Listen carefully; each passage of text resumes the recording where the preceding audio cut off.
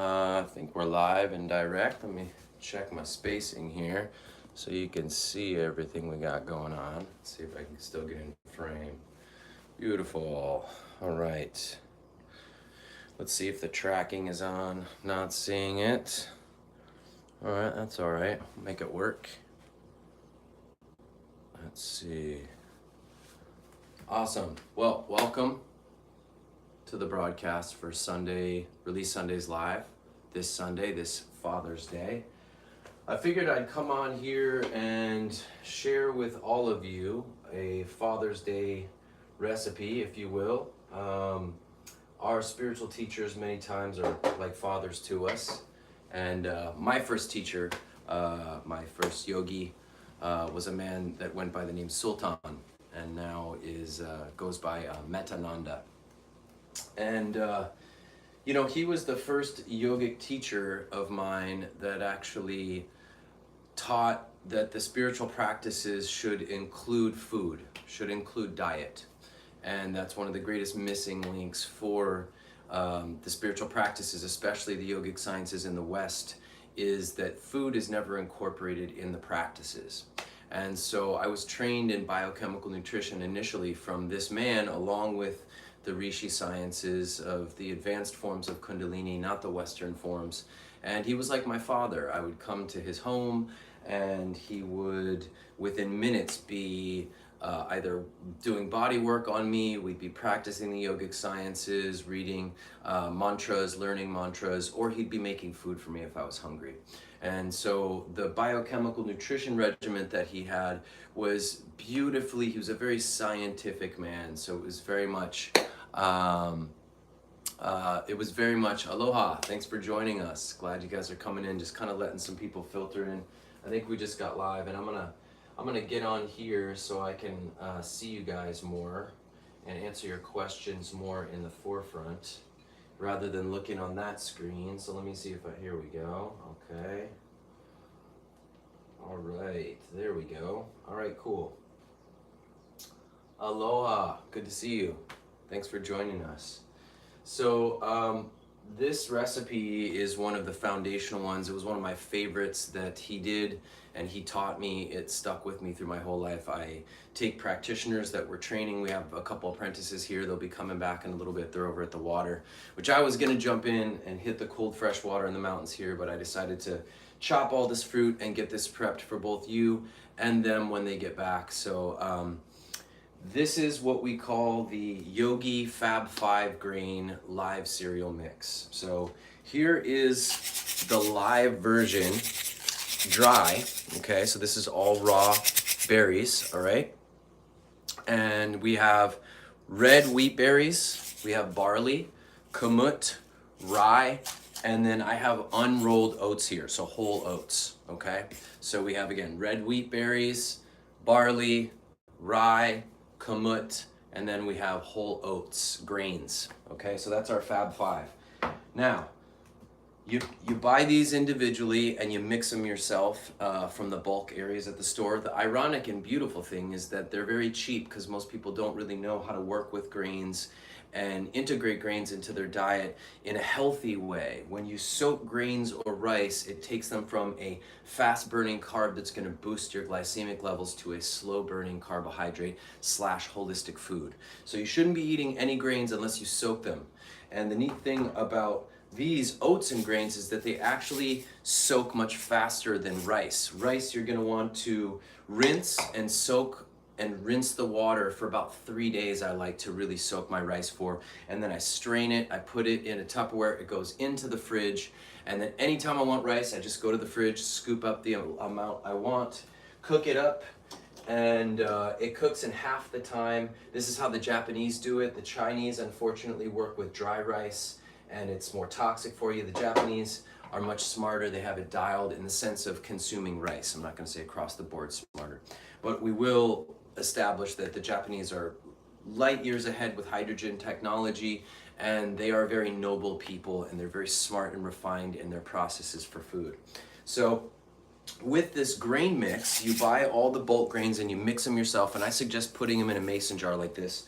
And then whatever the allotment is, whatever your household is, you're gonna pour, let's say, a dry amount of these grains. Let's say you put this much in. Once you soak them, they're gonna be up to about here. So you wanna give space for when you're putting your dry grains in and soaking them and not fill it to the top, because it's gonna boost right out the top, okay?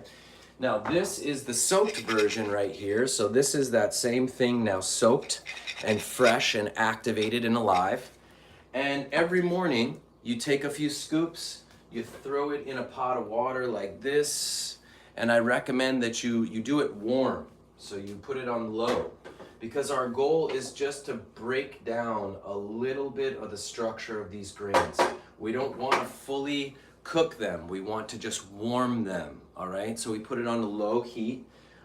This one is almost where I want it to be. It's getting right there. And then we're going to strain them. I run them even sometimes over some cold water. They go into the bowl, and then we add our toppings, which are over here, which you can, that's the neat thing, is you can create an infinite variety of styles of this Yogi Fab 5 Yogi cereal mix. Now, you can also take this the savory route if you wanted to for dinner.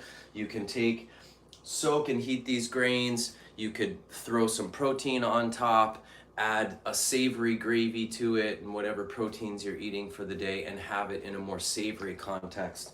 But my favorite for the Yogi grain cereal mix for my Fab 5 is always for breakfast. So I'm gonna move these so you can see a little bit more.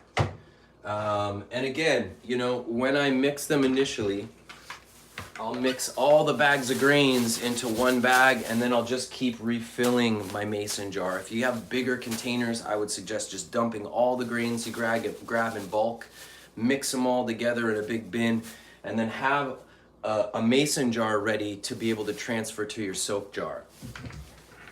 It's a whole routine that can become very effortless and flow. So next we're gonna have our raw milks, which I've done a few videos, one specifically on almonds. I got almonds soaking here. Anywhere from 9 to 12 hours, you're gonna soak these, strain them, and then 2 cups go into the blender with about roughly 60, 55 ounces of water, whatever flavoring or sweetener. I like to use a little stevia and vanilla. Blend that up, you strain it in one of these cheesecloths like this, you got yourself milk. I also really like to do mac nut milk. We actually used all our mac nut milk for tonics today, so you can also take coconut water, and I've actually taken some coconut water and I've mixed it into our cloud kefirs that we have. And you can hear just from the intensity of the open on that. This is one of our cloud kefirs right here. Look at this thing, it's kind of smoking off. Look at how it's just puffing up at the top like a champagne. So I'll add my kefirs or my yogurts on top of the bowl, along with, let's say, a little nut butter. This is a macadamia nut butter. We have some strawberries, some fresh papaya, some hemp seeds here, and then I actually have some of our cloud yogurt that I'm gonna top it with. I like a nice honey to go on top of it. I think it just has a very wonderful flavor with the grains. Our grains are almost done right now.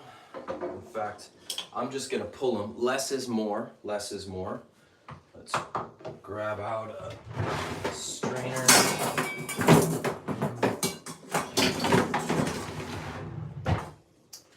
All right, so I'm gonna be right here. I'm gonna strain our grain. And then I actually am gonna put it right back into our pot. So now we have our heated, warmed grains here. I'm gonna take some and get it into this bowl here.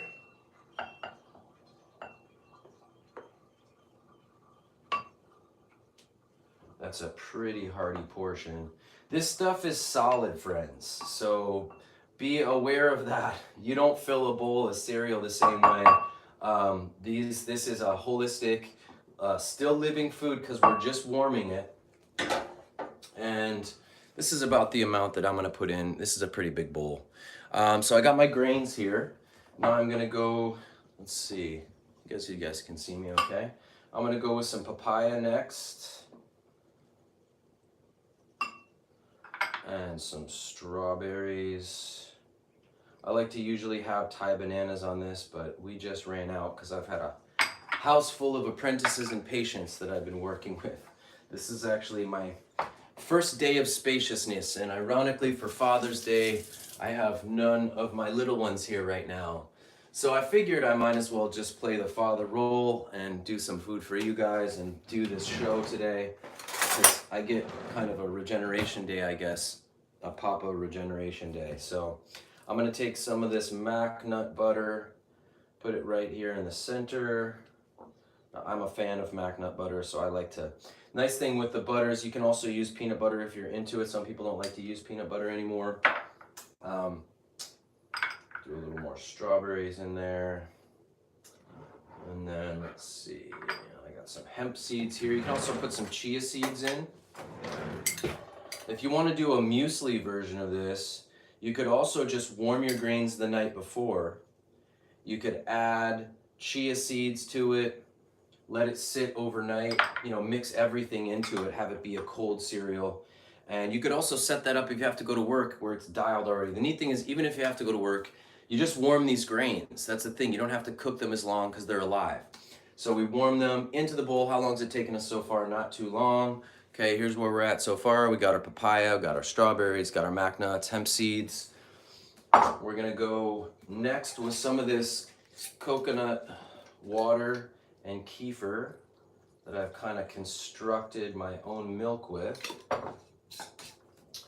And then I'm going to top it with some cloud.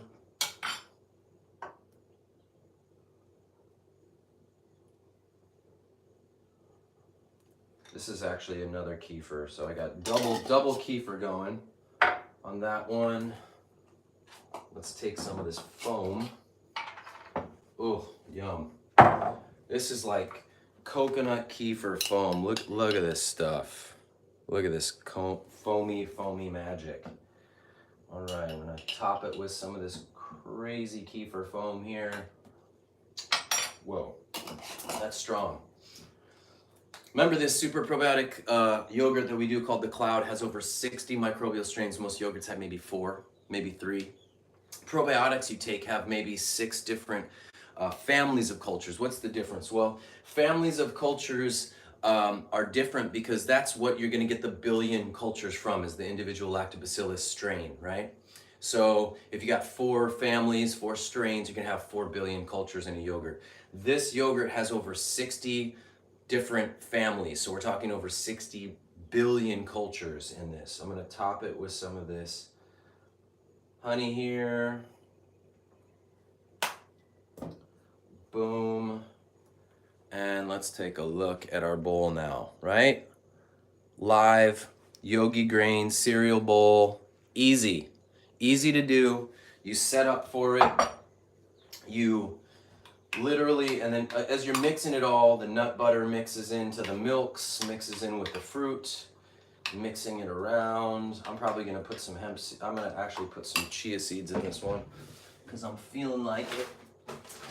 And I'm also gonna go with some Brazil nuts as well. I usually like to crush these up. So I'll just break them into little pieces, the Brazil nuts. You could also go whole if you want. Again, if I had more mac nuts, I just ran out. Food shortages, I'd be putting some mac nuts in here and I'd have a mac nut milk. I really prefer the mac nut milk. Let's see what anyone's saying in here. Even though I'm lactose intolerant, of course you could, yes, because if you're lactose intolerant, you can even have raw milk, because remember, here's the thing that I learned from being vegan for 9 years. It's the milk, the processed dairy, that's the deadly poison that's killing everybody, along with the processed oils, or what are called polyunsaturated fatty acids, and the breads, the hyper-gluten wheat breads. In fact, there's a famous heart surgeon who's performed over 5,000 heart surgeries, and what he said is that the number one cause for heart damage and the cancers that he was seeing, heart disease, was actually abrasions in the digestion from breads, and the breads cause these abrasions as you swallow them, and then the oils, the processed oils, agitate the abrasions and they start creating disease. So processed dairy is a dead cow protein, okay, and a dead cow fat. Now, human fat globules, let's say, are like this, okay? Cow fat globules are going to be way bigger. So when your body gets them and when they're dead, it's overwhelming to the system. It stores in the body. The storage of that excess fat makes you highly acidic. That acidity level is boosted and the body naturally wants to try to pH balance itself. So what's the most alkaline thing in your body? The calcium in your bones. So the body starts leaching the calcium from your bones to try to balance the pH from the acidity levels you're getting from the excess processed dairy. And that's why we're the largest country in the world to consume processed dairy and also the largest country in the world to suffer from osteoporosis, weakening of the bones. So I want you to think about that aspect because I'm lactose intolerant and I can drink raw dairy. And again, experimentation is the best thing. You just can't listen to anybody, me, anybody. Somebody's telling you, oh, everyone should eat kale. Bullshit, okay? You need to experiment and see how that works. Everyone has a different biochemistry. You got to experiment. And you know what the thing is with experimentation? It takes way more effort than just listening to somebody else to tell you what to do. So experimentation is an engagement for you to learn what works best for you. And it's the best way to figure out what works best for you. Not to listen to somebody else or this diet psychosis that's going on, along with many of the other psychoses we're seeing with the masses today. So, with dairy products in general, raw dairy has an enzyme called lactase in it, which breaks down the lactose. That enzyme is killed off when you pasteurize it. So these specific milks, none of this is dairy right now. So even being lactose intolerant, none of this is dairy. If we were to use this almond milk here, which is still soaking, so this isn't even ready for us to process. Or the nice thing about mac nuts, if you get raw mac nuts, is that you don't have to soak them very long. Maybe 10 minutes you soak the mac nuts for, and you can blend them up. You press them in, where's our cheesecloth? Press them in our, I like these screen cloths, they're very fine. Really, really awesome. And they press really clean milks, no granules left in it, very clean. So you press it through this, you have yourself, usually for about 2 cups of mac nut milk, mac nuts or almonds, I get at least one full one of these of milk. And it's an amazing thing to be able to make your own milk. Remember, milk is a concept. It doesn't just have to come from a cow or a goat or an animal, especially when a majority of those animals' milks are being pasteurized and deadened, so you can't process them anyways. They're just dead weight on you. They're the most toxic thing that we can consume in our bodies. So we come up with alternatives. By the way, I'm just going to try this and see how we're...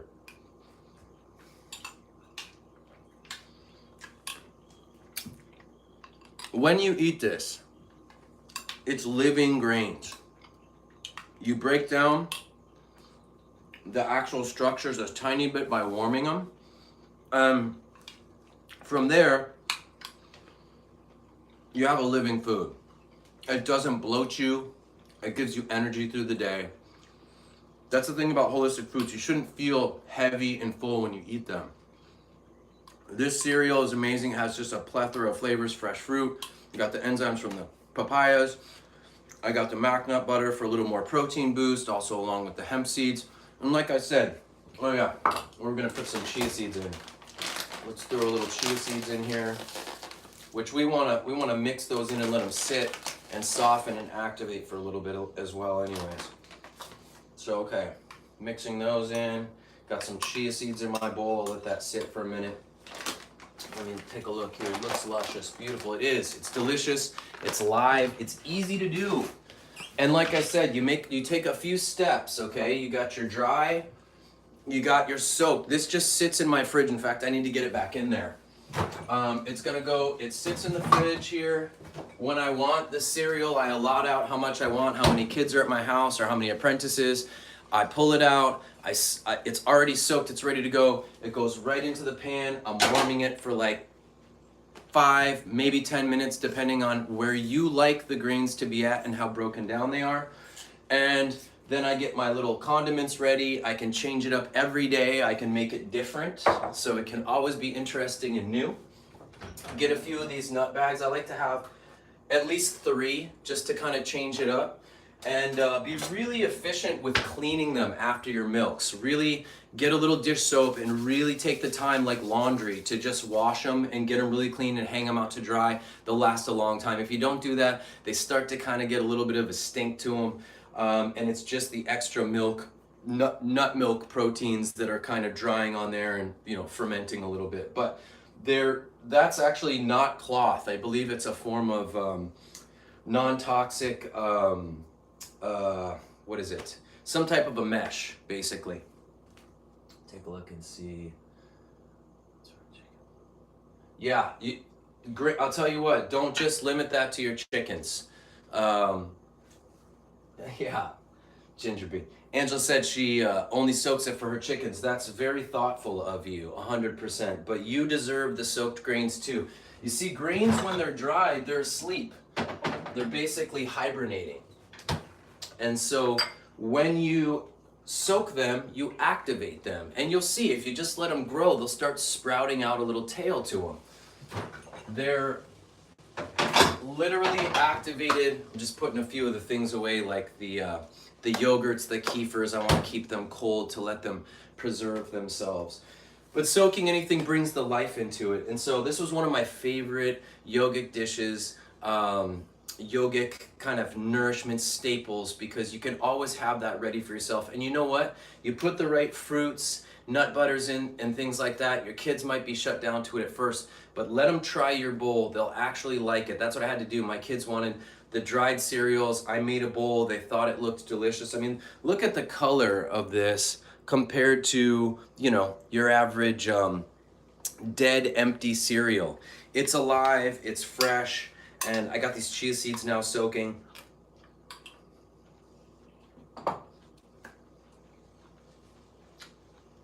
An awesome Father's Day bowl for me. So happy Father's Day to me. And I wanted to share it with you because things like this become staples in your diet. I've had my apprentices here that we've been training on this Yogi cereal every morning. That's one of their favorite things of our magical living food technology we're doing. The diversity of the grains we're working with, kamut being one of the special ones, an ancient grain. They actually revived this strain because they found it in Egypt in the tombs. So just for perspective on how long these grains can hold life for, they found these grain kernels in these tombs in Egypt, and they were able to soak and bring them back to life and bring this species of grain that was no longer in the world back to life that's accessible for us. It has the lowest aspect of gluten. And by the way, when you soak your grains, they also get enzyme activated. So they don't have gluten levels the same way. They're also, like I said, no longer a fast burning carb. They become a slow burning carbohydrate / holistic food. So I wouldn't eat grains or rice without soaking them. It's like staple for your diet, and you will feel so different. On top of it, the convenience that they cook in half to a quarter of the time, depending on where you're at. Now the rice, you got to straight cook. You got to cook that soaked rice till you got to take it through the same process you usually do, but it's softer, it's more supple, it has all these flavors. It's also full of this enzyme activation because we soak it longer for 3 days. And so sometimes it's gonna smell like some level of fermentation. That's great. Fermentation is amazing. Our gut has been destroyed, and we need to activate a lot of the cultures and bacteria to get it back in. There's somewhat over 60 cultures that are supposed to be in your gut already. Isn't that interesting that our super probiotic yogurt has over 60 strains?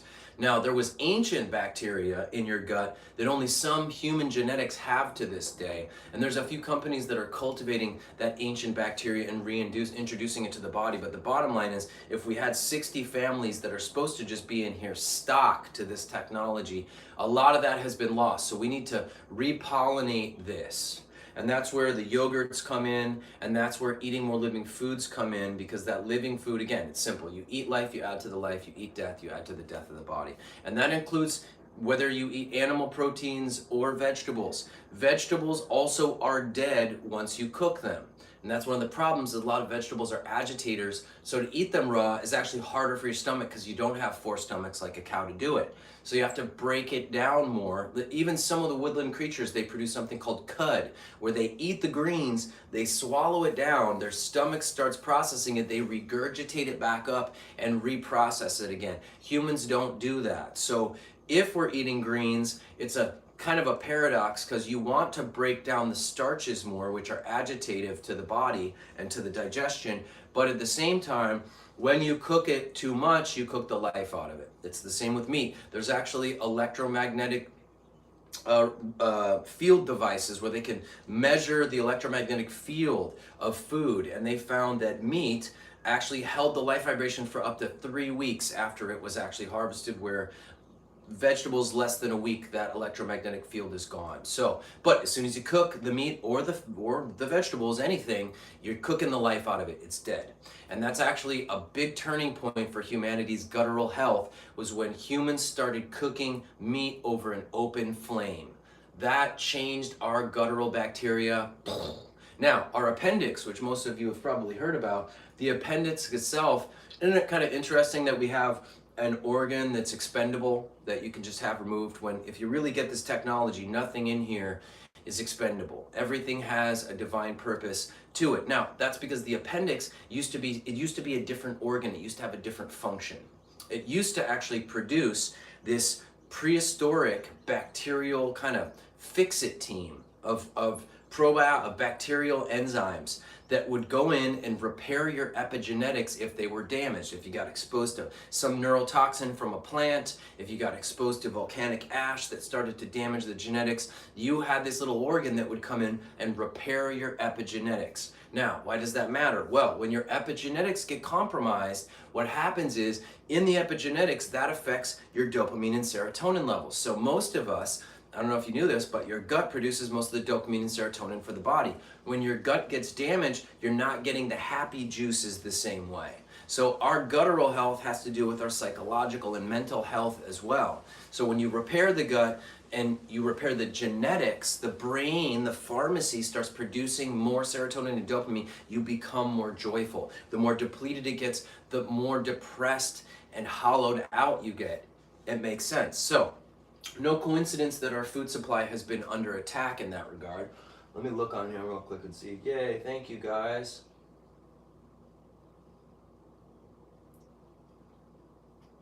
Yes, just so, even though I am a vegan living foods chef and I have a vegan living foods company and spent 9 years being vegan, and I was a very righteous vegan fascist. I alienated a lot of my friends and family. It took me working with a really powerful psychic oracle who also channeled these beings that were referred to as emissaries from the side of light. They were not false gods, they were vessels from my divine father, and they communicated through and they challenged a lot of things. And their bottom line was, anything you should do should produce results. If it doesn't produce results, you only have so much time in this world, it's not worth your time. Anything that's holistic and aligned with the divine should produce results for you. So they challenged me. And they spoke in a very backwards dialect. And this is one of the things that they said. What's more powerful, the grass that grows on the earth or the animals that eat the grass that grows on the earth? And then they said, what's more powerful, the animals that eat the grass that grows on the earth or the animals that eat the animals that eat the grass that grows on the earth? And then they followed with, you will never get the same level of nutritional complexity from a less complex organism, period. And then they went into this materialistic deception that everyone is so focused on matter and not vibration. And that the more true and connected indigenous people had a deeper understanding that everything was about life force, and that the spirit of an animal, when the intention of gratitude and welcoming the spirit and essence of this animal in exchange was consumed, the spirit of that lesser organism would go into the more complex organism, adding to this samsara evolution of spirit in consciousness. But if no intention was done and something was aimlessly consumed, that soul just reincarnated in the same incarnation, trapped in the samsara wheel. And that the native indigenous people had a deeper understanding for this, and part of the industrialization and deception in the West specifically was to disconnect you from having any intention and awareness, to welcome, to honor, to accept the spirit, to welcome the spirit in to the being.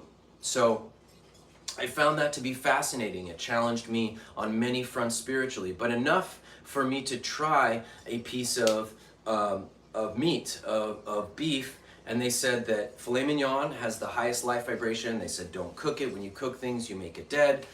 They explained the elements of the open flame, and so I tried a piece of meat to disprove it. I told many of my vegan nutritionist students at the time, I will get sick from this, and not only did I not get sick, but my body intrinsically said, where have these amino acids and proteins been for the last 9 years?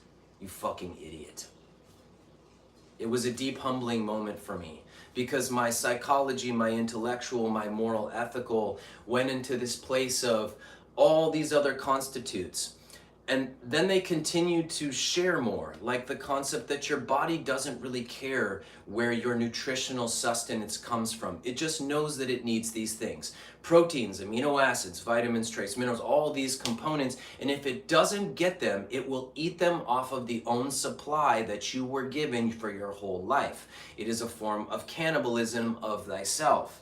And that most people are malnourished through the psychology, and that's the thing, is that if the body's doing the processing of the food and the mind through intellectual, through moral, through new age, philosophical, whatever belief systems, is keeping the body from nutrient substance that it needs, there's a great conflict that takes place, and that will be reflected in one's health. So not only did I have energy, I had more strength.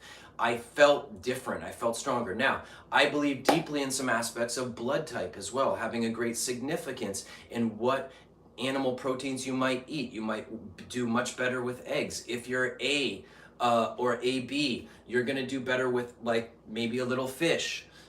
Eggs, one of the cleanest bioavailable proteins that there are. If you're more of an O, you're gonna do better with more red meats and muscle tissue or protein. See, I don't come up with the fake words for it. I say exactly what it is.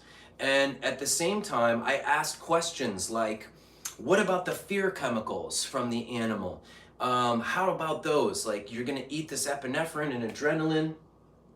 And you know what they said to me? They expressed that that would be like drinking a few sips of some coffee.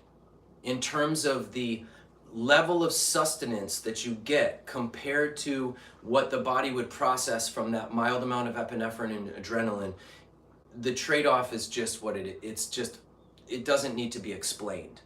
And then I talked about the aspects of the spirit and the death of this animal and its suffering, and they went into how materialized we are on this world and how we put what matters to be this animal's existence in its living form and not the deeper passage and rite of evolution of spirit. Now, this is done in the animal kingdom. Animals, more complex animals consume smaller complex animals, and there's just a gratitude there. There's no psychology. They just are grateful. They all contribute to this esoteric spiritual ascension process through the evolution of consciousness in lower life form organisms. And so that's why it was fascinating to see that humans are the only ones that are disconnected deeply from this. And in that disconnection, there is no magic of transference. So, they said that out of all the unconscious people that eat that meat, if you got even one piece of it and brought that intention to that animal and honored it and prayed with it and held space and thanked the Father and invited this essence of this being into you for greater purpose, mine being to go to war with the darkness in the world to bring on the new age, a great purpose it is. That it's this profound honor, and that the soul of that animal will be a part of this ascension as opposed to recycling. And so then at one point I felt almost an obligation to so I go just to Costco, and I don't care how weird it looks, and I'll go over all the meat, even if I don't get any. Because again, even then, I eat small amounts as a condiment for the nutritional sustenance that is there, because my body responds to it, and it does well. But I will pray over all the meat. I will bless it. I will thank the animals. I will honor them. And I just, it's something to do. So I look kind of like a weirdo going through all the meat section, praying over all the animals. and blessing them for all the unconscious people that are going to aimlessly consume them. And no one is justifying the horrific industrialization of the meat and cattle industry. It's horrible, and sources everything where you get your meats from, where you take and get your animal proteins from. I don't know if many people knew this. It helped a lot of people that were in the psychosis, the mental side of vegetarianism. But you know, fish don't have an autonomic nervous system. They don't feel pain. I don't know if you knew that or not. They feel pressure, but they don't feel pain. Just for perspective. So even if it's fish that you feel aligned with, experiment, because again, like I said, your body, the inner physician, it just knows what it needs, and if it doesn't get it, it eats it off of itself. Period. So we have a lot of people that aren't just damaging their genetics, their nutritional supply for this life, they're damaging the genetic supply they would pass on to their children. And we can see it in the blood tests. We can see the levels of anemia if people are actually going to get their blood tests, but ultimately we'll see it, and you will see it in the results that you get in your diet when you start experimenting and seeing what works and seeing what doesn't work. So source is everything, always. I'm in a very rare place where there actually is holistic animals that are not industrialized in the farming and aren't put through this horrific element. But I just want to give context. I asked about that, and the Side of Light expressed literally that those are some of the spirits that need the most welcoming, the most inviting in, the most blessing, because of that horrific karmic cycle they went through that they will reincarnate in if they're aimlessly consumed again by unconscious people. So it showed me a lot about intention, how powerful intention is with consciousness, how powerful the will is when directed. And I'm sure this is triggering for a lot of people, and let it be so, because maybe we need to be a little bit more triggered because we're really contained in a box on how we really think things work. That's why I'm a powerful story. I spent 9 years feeling like I really had it dialed. And this oracle I speak of, this being was emanating powers that I was working to embody through all my spiritual practices. She is the most powerful psychic that I know of. Her vision and sight is so accurate. She talked about that the world would experience this iris, that it was one of the darkness in this world's primary ways that it wanted to try to take down the light and spirit was through this mass airborne iris that would take many from this world. This was around 16, 17 years ago. Her accuracy was unfounded. I was a part of 6 exorcisms and 1 deliverance. I don't know if anyone's familiar with what those are, but this is the teacher that I had for that. I watched her remove demons from people. I watched her heal people just putting her hand over them. I watched her do things that I was training to do. And sometimes before she would have to go and remove these entities or demons, she would need to power up, and she would require me to make her a piece of filet that she would eat to get energy. It was the complete opposition of everything in the New Age psychology and spiritual teachings I had learned about what is karmic or sattvic or dharmic. And that's where a lot of pieces I don't fully believe are being fully processed. There's a lot of distortions in them, which is why I'm adding this into the video today, I guess. I wasn't really intending on doing so, but so it is. There is a lot of distortion even in the statistics we have around disease rates and cancer with red meat even. In fact, most of those statistics are based off of people that are eating hamburgers that are on a bun with cheese. So you have the processed bun and the gluten and the breads and the cheese combined with this lower greasy, flame cooked, dead thing. Of course you're gonna see statistics like that. It's not talking about holistic food, eating raw things, eating raw forms of all proteins that you're doing. So I want you to see that it can be skewed. And so this is a time of disclosure, and that's where aspects we uncover and learn about, we think we have it all dialed, and then there are other pieces we didn't even realize we're part of the deception or the distortion. And so we can't really identify with any of it. Our focus should be looking at the truth, despite what we've identified, despite where our ego has identified, and I'm this, I'm that. And that's what I had to face ultimately by experiencing the results that I experienced from this journey, that humbled me after 9 years of being very righteous and feeling like I really figured it out. So there's another example, organic, conventionally grown, okay? She took me to the farmers markets and she said, okay, you're Mr. Organic. She took me to an apple booth and said, which of these apples has the highest life vibration? Now, if you're eating food for energy, it should be about the energy, right? Not the material side of what makes sense biochemically or sound. It seems like the most purest or has a label that says this is organic. Or, by the way, there's over 20 plus chemicals that are accepted under the VISE label of organic now. So treating this man, James, who ran the Santa Monica Co-op, if those of you are familiar, he was the guy that the FBI arrested illegally and kept for like 36 hours detained, and they shut down his Living Foods Co-op in Santa Monica.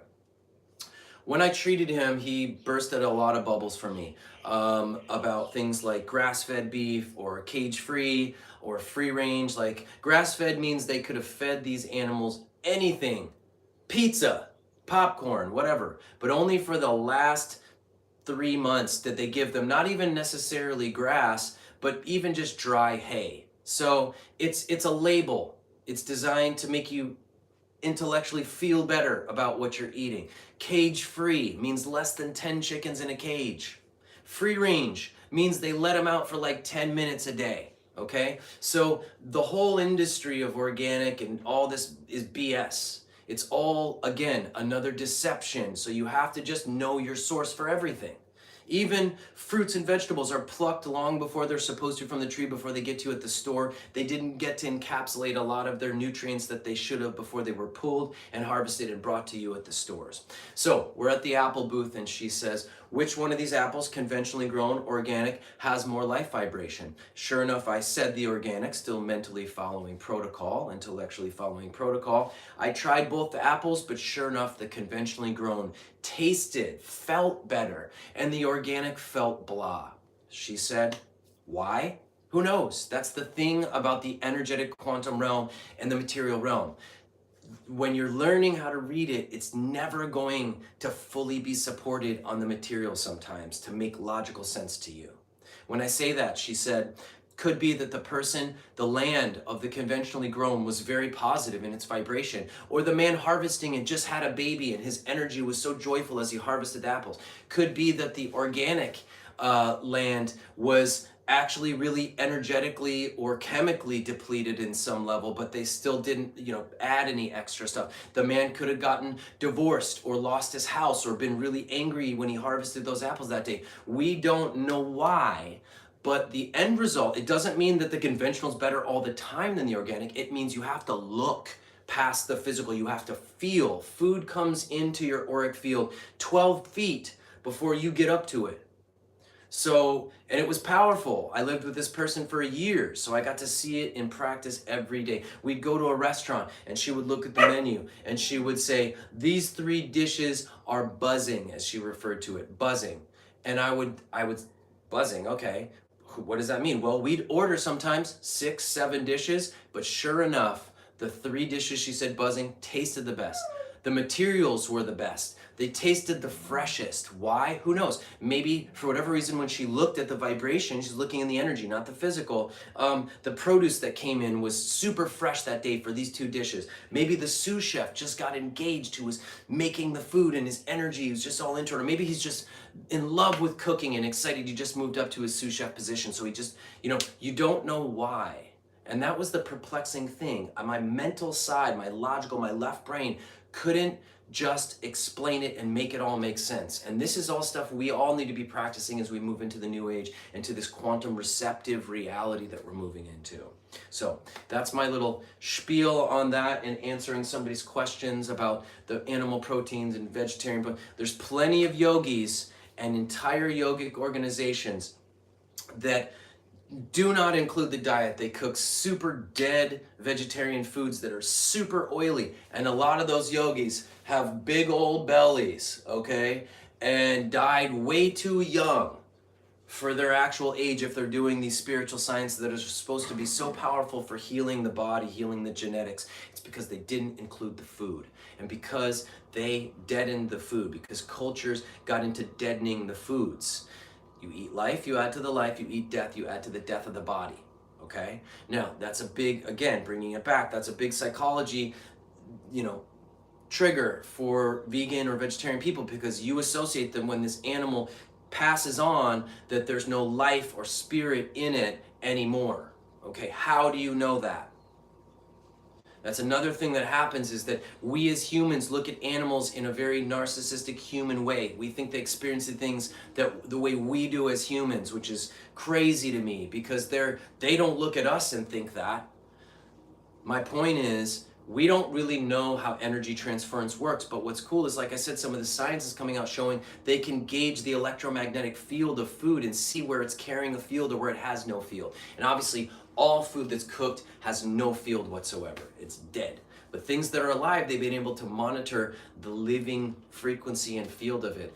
And for both vegetables plucked off a tree still holds a life vibration. And for meat from an animal still holds a life vibration until you cook it, and then it's dead. Which means if it holds a life vibration, it holds the essence of that spirit, which makes sense that then you could still interface with that spirit and engage with it. And that might be a role that humans were playing with animals that we have checked out of, in terms of embracing the essence to come in to our bodies. I'm going to keep it real with you. It's going to be a lot harder for you to be vegetarian when this system collapses coming up soon. The proteins will be one of the hardest things for you to get, is proteins, okay? Good luck trying to do that. That's why humans consumed animals over time through harder times, as you could feed your family and get a good amount of protein to live off of outside of the vegetables they were growing. Now, we've all embraced and identified already the industrialization of food and the distortions, the Luciferian side of what they've turned this into, and the levels of suffering. And also how I've identified the side of light, made it very clear, even more so why I should be praying at least over all these animals and blessing them in the stores that everyone else is unconscious of. That's what I've been guided to do, and it's produced results for me. At 43 years old, my muscle mass to my body ratio is balanced. If your muscle mass to the size of your frame is less, there is a proportion. I don't know if anyone knows this, even as a physical therapist, as a body worker, as a neuromuscular specialist, but also even for physical therapy and trainers. Trainers will tell you that every frame has a certain proportional weight of muscle and fat that is for a healthy body. So when you really look at your body, where is your muscle ratio for the size of your frame? Despite what your blood work might look like, although most people, I challenge you, if you get a blood work test and you don't have enough proteins and amino acids, and by the way, there's only one vegan besides myself that I know that fully holds a vegan regimen where he is getting every aspect of the amino acids and proteins that he could get from a tiny piece of meat. He's getting completely vegan and raw. And his name is Lauren Johnson, and he's going to be on Release Sundays at some point. We're going to talk about his diet and how you want to do it if you want to do it right. But even he will tell you, to the great lengths he has to go to get that level of nutritional spectrum and balance, that if he even had one tiny piece of meat in general, it would cover the spectrum of all the stuff he has to do. And good luck, because that, with the system collapsing, doing that, because it's going to be a lot harder to get all those things and orchestrate them when we all go through a great purification very soon of diet. And I think it's going to be beautiful, to be quite honest with you, because it used to be that you were just grateful what you found to eat each day.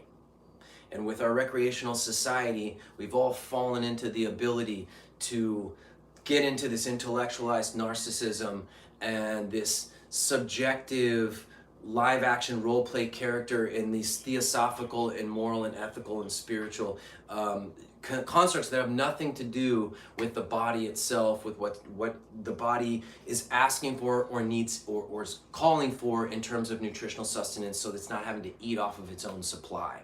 So when we go through these great food changes, and they're already happening, the food shortages are here. They've been here for a while, and many of us in the Intel networks have been talking about it. We're all going to go through our own baptism and purification around food. So I suggest intermittent fasting anyways, and breaking yourself of your food system control addiction, because if you're getting upset or imbalanced or agitated when you're not getting food, that's a dependency on food. And that's why you see in the yogic sciences, we're already eating less food because we're tapping into this pranic energy of the universe. And so the stomach gets smaller, we have to eat less, and we actually eventually do transition to being fully in the pranic energy, maybe having some fruit and nuts. I do believe that that is the end game for us. I truly do. But we're far from it, and we have a great tribulation to go through. And one of the big things that the Side of Light expressed through the Oracle was stock up on proteins while you can, because they're going to be the hardest thing to get access through the transition, and you're going to have to live off what you got as we move into this new age before it rebalances and the energies go higher and shift, and we do start fully moving into this divine embodiment of pranic self. So let me check a few of these.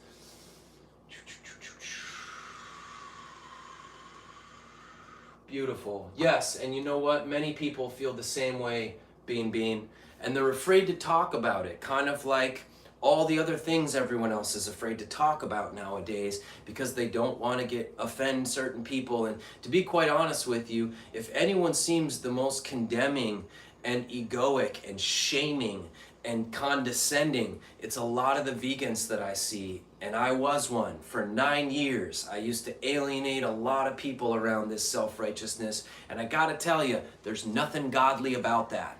So if you think there is, you're wrong.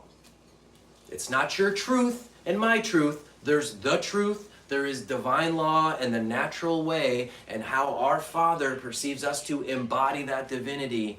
And being condescending and calling people dead flesh eaters and all this garbage is not a godly thing to do. And you haven't heard me say that at all about vegetarians or vegans at all, not once. I'm not making fun of them. I'm not criticizing the psychosis or the intellectualization of diet and the disconnection of their bodies as they continue to eat this and continue to look more emaciated with dark circles under their eyes and more zombified and more drained of energy. I'm not criticizing them by calling them names. I'm identifying this stuff so we can look at it. That's it. I'm not calling them weird, insulting phrases and things like that. And that's what I'm seeing a lot from the other side. I'm seeing this self-righteous, we've figured it out, we're the divine ones, and look at these lost humans. And that is not godly. So if you think you figured it out, watch back your footage and how you speak about other human beings, which are God too, by the way, because you're speaking about God that way. It doesn't matter how deep the deception is that they've fallen into or the darkness. God is a God of compassion, divine law, and free will. So God doesn't punish you. If you take your free will, you cross divine law, that's on you. And most of us don't realize that coming to this realm, you can cross divine law and collect karma that you're not going to bring back to the celestial realm. You got to go over here to another place to work that out. And in all prophecies that I've read, it doesn't sound like somewhere you want to go. And one of the greatest crossings of divine will or sins is judgment. Judgment, it's right up there with worshiping false gods. So let's put the judgment in check. Let's find a little more compassion. Let's ground into, if you're really secure in what you believe, awesome. You should be willing to experiment and test it. And if it doesn't work out, then you can be more confirmed and in conviction with what your choices are. That's what I was willing to do as a vegan of 9 years who wrote a vegan cookbook and built, and literally I still am. I still consider myself a vegan living foodist. I do. I just eat some living animal proteins because my body receives and responds to them from experimenting. And here was another humbling thing for me to go through. My children, who I had a very set regimen, were going to be vegan and living foodists and all this. Children are pure. They have no intellectual collection. They have no moral ethical in terms of what's this or that. They're much more connected to source and intuitive. And especially my daughter, who's 14 now, who's also an O blood type, I didn't even introduce meat to her. She just got in the field of and said, I'm supposed to eat this. And that's a tough one when you're a parent, because you want to, it's a lot harder to feed your kids past the bottle and milk and breastfeeding stage to actually get them to start eating foods a lot of times. In fact, it can be quite stressful for parents, because you'll make the most amazing, organic, yummy foods and they'll be like, I don't want this. And literally, you would have to screaming force them to try to eat this, which I don't suggest, because they're going to associate whatever you want them to eat with doing that. So that's not good, and it's about the best way to get them to rebel against that and not do that. So in the midst of having kids and it not working out the way I thought, they wouldn't eat these magical living food things, I started to go, okay, well, I have to figure out what are you going to eat? What are you going to respond to? They have no psychology. They're listening to their bodies. So my daughter, she's a big animal proteins woman. She's 14 now. My son, projector, little bits. Not so much. He likes more of the vegetarian. Everyone is different. Everyone is different. It's so hard to hear, isn't it? That we can't just be homogenized into this one thing that we can all feel secure and safe about because we figured it out. No, everyone is different. It takes experimentation. It takes learning your different biochemistry. There's over 22 different genetic biochemistries they found in the human genome, supposedly.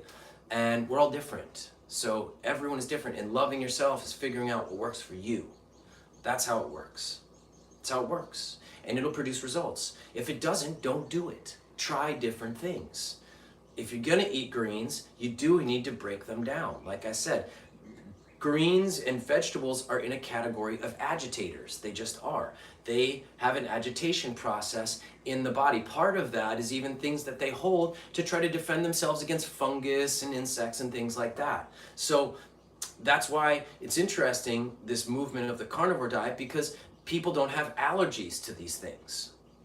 So by pulling out all the other stuff and just eating these animal proteins, they'll start reintroducing things and they start identifying things they're actually allergic to. They didn't know, because your body gets used to it. So it's not how they've completely told us, anybody. But the bottom line is, don't bring your judgment, your criticism, your condescension, your hierarchy, because everyone's different.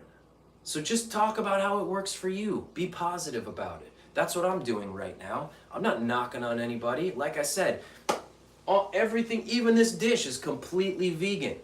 It's a good majority of everything we eat. And through not forcing my kids into this, they're starting to eat it more too. Because you can't force people, you have to teach through example. So with that, I hope you guys enjoyed Yogi Grain Fab 5 cereal mix. Amazing, simple, easy. I'm gonna make some bowls up for my apprentices. They just got back from the water, and we're gonna enjoy this Father's Day Sunday. I hope you guys all do too, truly. I'm gonna look real quick, let's see. Thank you guys, thank you so much. Just checking for any more questions. Yes, awesome.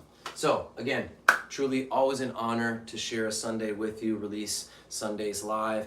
By the way, I'm honored to announce it was my own Father's Day present that after 3 days, the censored version of Release that got relaunched on Mr. Astrotheology on the larger platform, we broke 10,000 views last night after 3 days.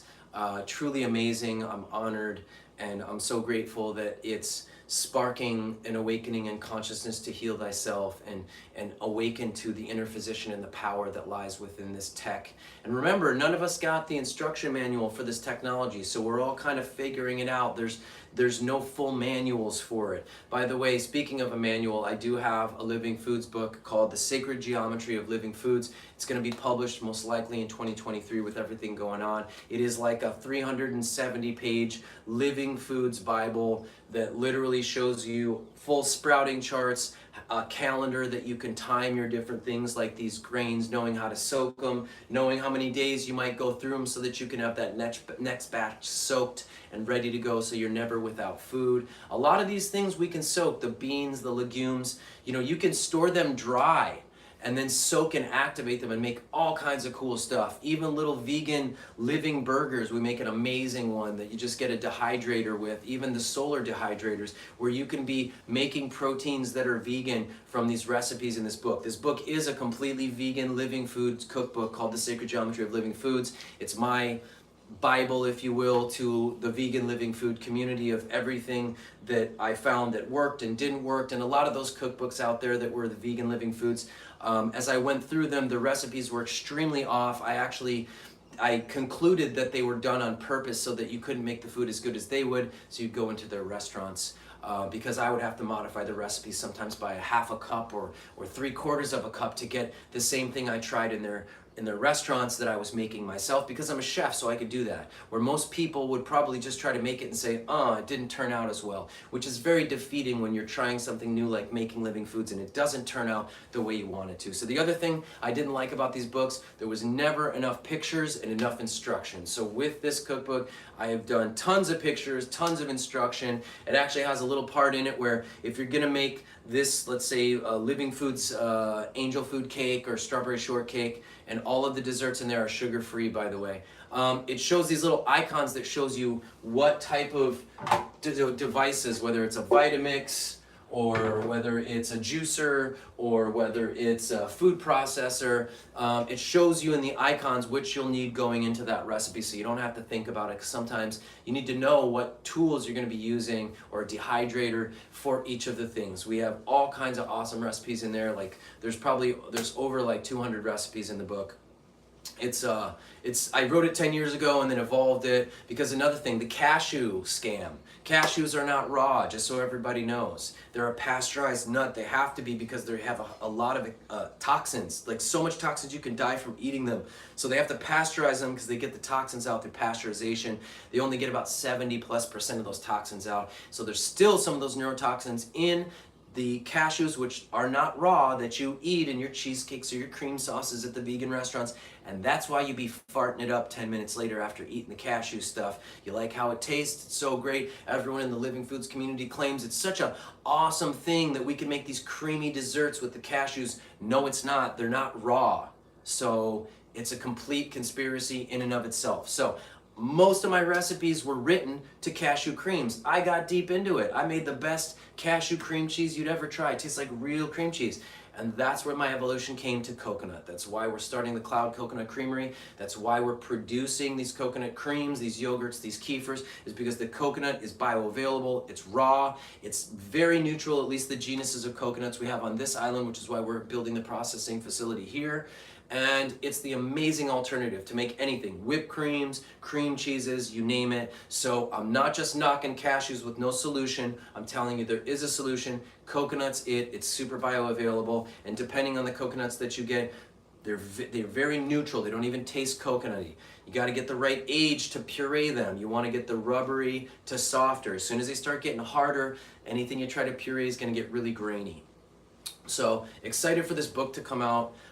Excited for part 2 to come out. I'm actually including just so much from the journey of this film and what's happened with it, and how many magical people that have flown out here to see me, that saw this film and then are out here working with me and are just tripping that, like, I had this release watching it, and then now I'm here on the table. We just had a brother Phil, shout out to Phil, who took a journey with his spring cleaning, and he just left today. He came and stayed with us for a couple days, and The Apprentice is coming in. We still have a program coming up July 11th to the 22nd to train more neuromuscular therapy practitioners, and then September 11th to the 22nd, there's going to be another one here in Kauai. It's going to be magical. So it's such an honor to play this role and show up for you all in this time, especially on Father's Day with this amazing dish here that, like, truly, I've been holding great restraint not eating this while I talk to you. Love each other. Don't judge each other, okay? It's part of the divide, all right? Navigate through the insanity. It's a clown world. Such a clown world. But it's changing. It has to go this way. The disclosure has to be this way.